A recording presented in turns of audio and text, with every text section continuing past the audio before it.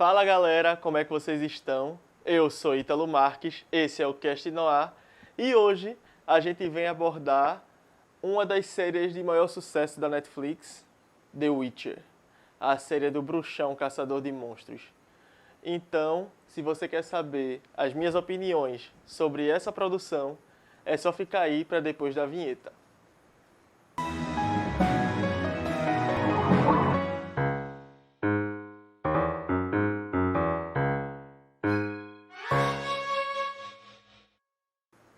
Então, antes da gente começar, vamos para o jabá nosso de cada semana. Que vocês vão lá embaixo, deem like, se inscrevam, porque isso ajuda muito a gente. E quando vocês vêm aqui e assistem o vídeo e não fazem isso, pra mim vocês são piores que os monstros que Geralt caça. Então, por favor, vão lá, dão essa força.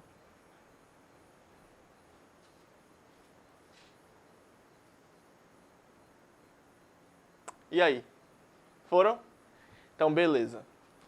The Witcher retorna com sua segunda temporada aí depois do sucesso estrondoso que ele teve no seu primeiro arco, no seu primeiro ano. Então, ele vem aí para continuar a história de Geralt, de Cirilia e de Yennefer. Ele parte de onde a primeira temporada terminou, ali no final da Batalha de Soden, quando Yennefer deu lá seu power-up, destruiu o exército de Nilfgaard quase todo. E Cirilia conseguiu fugir para se encontrar com Geralt e assim eles iniciarem a jornada deles. Eu tenho que admitir que à primeira vista, lá na primeira temporada, quando disseram que The Witcher era o novo Game of Thrones, eu não concordei muito. Porque eu achava a história muito fechada em torno daqueles personagens ali. Então, pra mim, a série não chegava nem aos pés do que Game of Thrones era. Não que eu esteja panfletando a série no geral, né? Porque eu odeio o final de Game of Thrones como qualquer outra pessoa normal. Mas, em questão do apego emocional e de tudo que teve desde o início de GOT até aqui, pra mim, The Witcher não chegava perto. Mas agora, na segunda temporada, eu consegui começar a ver isso, porque a gente consegue ver mais a vastidão daquele mundo, com outros personagens tendo mais destaque, a gente sabe mais sobre os propósitos deles, sobre os outros reinos, e isso meio que engrandece mais a história, além dela ser linear, porque eles, graças a Deus, abriram mão daquela história de 3 linhas do tempo diferentes que eram confusas, que deixavam a gente perdido no começo, aí você levava uns episódios para se situar e quando conseguia, bum, a temporada acabou. Não dava certo. Então a gente tem aí o foco em Geralt e em Ciri. Eles estão começando a jornada deles, né? O destino, a profecia que os liga sobre a lei da surpresa lá. Para quem não viu, isso é mencionado na primeira temporada. E eles começam a peregrinação deles para Kaer Morhen, que é onde eles vão se abrigar. E a gente tem esse princípio aí da relação deles, e à primeira vista logo a gente vê que deu química entre os atores. Geralt e Ciri tem uma relação ali de pai e filha, uma coisa meio de um se importar com o outro de uma forma muito genuína. Eles não precisam de diálogos para expressar isso e isso aí ficou no ponto certo. Ciri vem meio que para equilibrar a personalidade de Geralt de uma forma que ele tem aquele jeito dele meio sisudo, meio inexpressivo, que, levando em conta os papéis que Henry Cavill pega para interpretar, a gente fica meio que sem saber se isso se trata de uma limitação de atuação dele ou se ele realmente está entregando só aquilo que o papel dele requer. Mas, de qualquer forma, tem funcionado.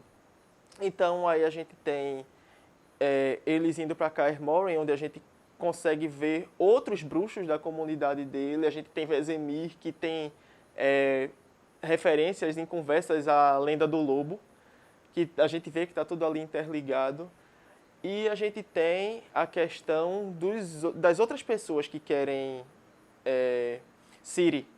No sentido geral, ela tem lá a relação dela com o sangue antigo, que é o sangue dos elfos, e isso faz dela uma pessoa especial de um modo que o foco de tudo ali ao redor está nela. Todo mundo quer capturar ela. O foco está nela. E ela ganha o protagonismo da série muito em cima disso também. O que não é errado, porque ela cresce muito como personagem. Na primeira temporada, ela era só aquela donzela indefesa que via o perigo aqui e corria para o outro lado. Agora a gente tem uma Ciri mais madura, uma Ciri que está querendo aprender como se defender sozinha.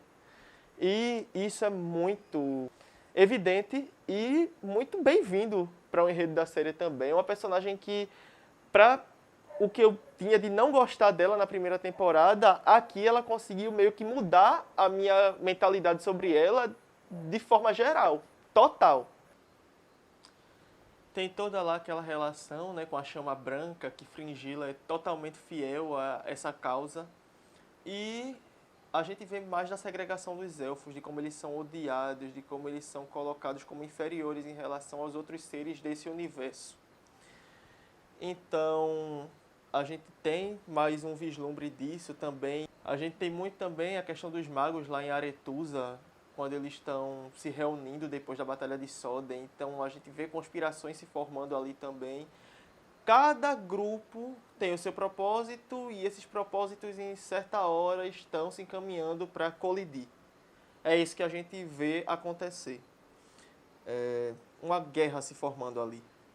Em contraponto a isso, a gente tem Geralt e Ciri em Kaer Morhen se conhecendo cada vez mais, evoluindo na relação deles cada vez mais nesse equilíbrio de Geralt ser mais sensível e Ciri aprendendo a se defender. Ela é o tipo de personagem que ela vai lá, ela tenta, ela quer aprender, ela falha, mas ela não desiste. E os outros bruxos também tentam ajudar ela nisso, tentam fazer com que ela evolua, que ela aprenda. E a gente vê muito os bruxos como uma família. É muito sobre isso, acho, nesse novo arco da série, a gente ia aprender que família nem sempre é aquilo que nasce com a gente. É as pessoas e os laços que a gente desenvolve no decorrer do caminho das nossas vidas. E a gente vê Ciri tendo isso com Geralt e com os outros bruxos.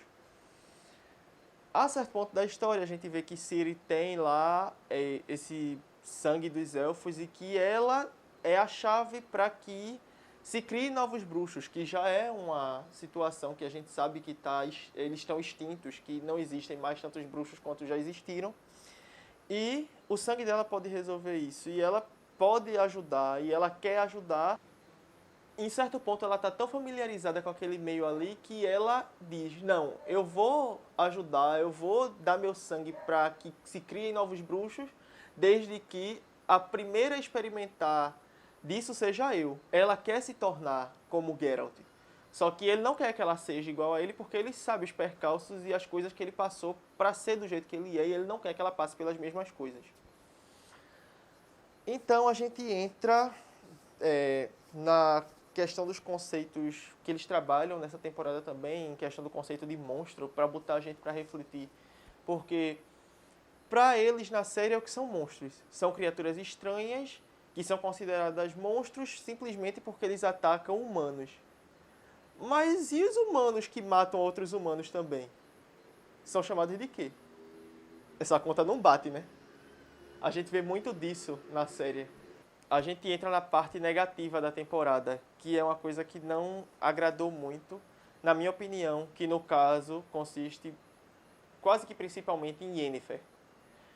Ela foi uma personagem que ela teve um papel muito importante na primeira temporada, apesar de ela sofrer algumas críticas em relação à atriz, que o pessoal via ela em tela e via diálogos dizendo que ela era uma feiticeira extremamente poderosa, mas na expressividade a gente não conseguia ver isso dela.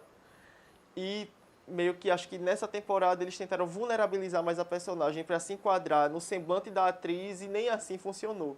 Porque Yennefer perdeu os poderes dela depois que ela ajudou as pessoas lá na Batalha de Soden.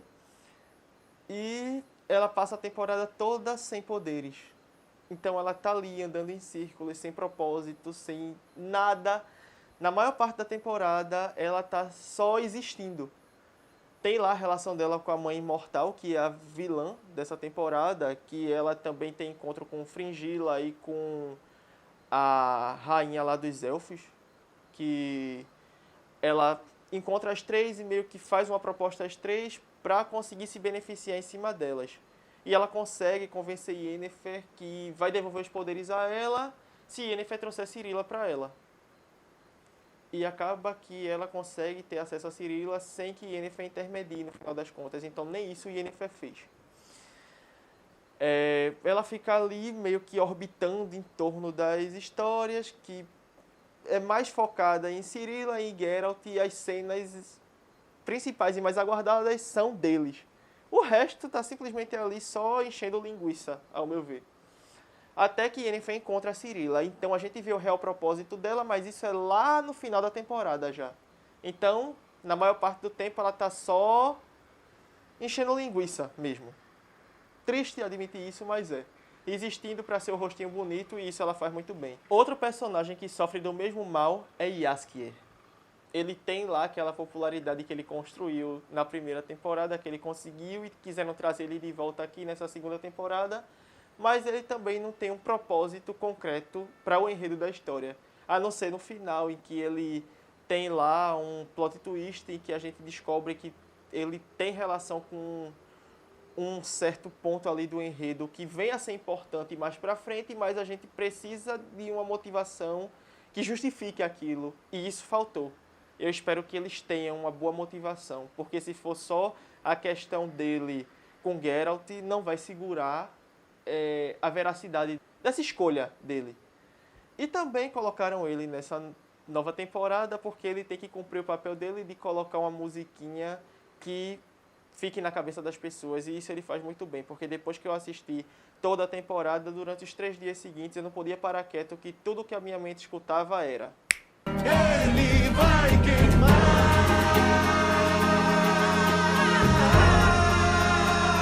Pois é, era isso aí o tempo todo, na minha cabeça, reproduzindo.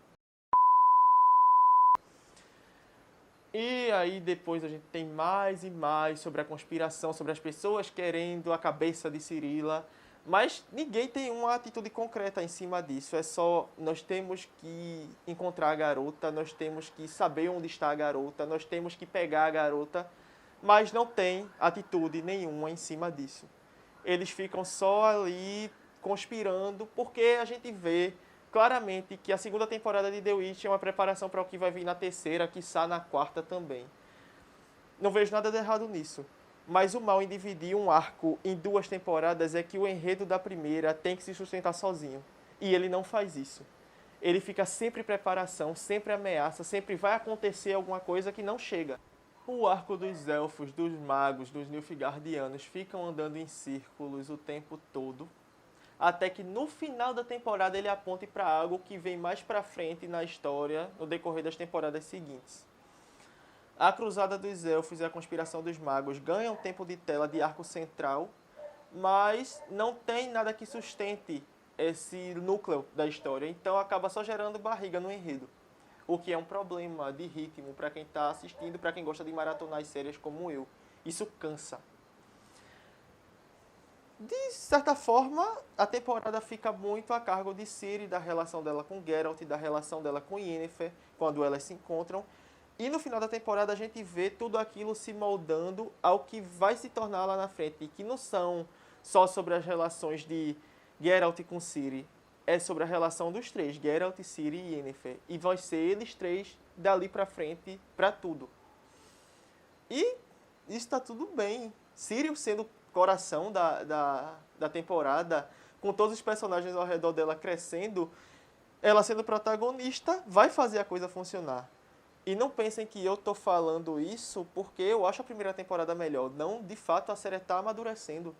O universo tá mais vasto, a história tá mais madura, tá mais complexa, tá mais instigante, faz você querer saber o que vai acontecer. Então, é melhor. A série, de fato, tá evoluindo. E eu tô ansioso para o que vem aí pela frente. Então, o que resta agora é só esperar, né? Então, essa foi as minhas opiniões sobre The Witcher temporada 2. Se vocês concordam comigo, comentem aqui embaixo. Se discordam, comentem também. O que vale é a opinião de vocês e a gente quer saber delas. E antes de saírem, não esqueçam de dar like no vídeo, de se inscreverem. Eu espero vocês na próxima, então até lá!